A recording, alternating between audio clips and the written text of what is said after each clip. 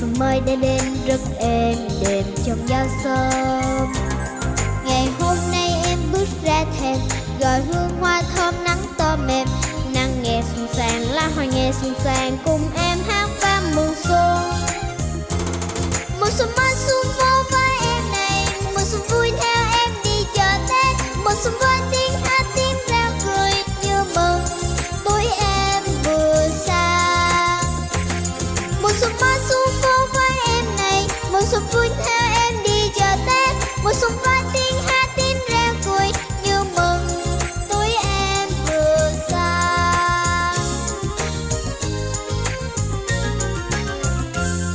Mùa xuân con chim hót trên trời, rằng em xuân nay lớn thêm rồi.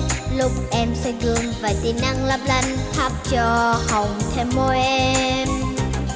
Mẹ khen con tôi lớn xinh nhiều, mẹ may cho em áo hoa đẹp. Phố xuân thênh thang đánh chân em hân hoan, cùng vui bước theo mùa xuân. Mùa xuân mới xuân vô với em này, mùa xuân vui theo em đi chợ Tết. Mùa xuân với tiếng hát tiếng reo cười như mừng tuổi em vừa sang. Mùa xuân mới xuân vô với em này, mùa xuân vui theo em đi chợ Tết. Mùa xuân với tiếng hát tiếng reo cười như mừng tuổi em vừa sang.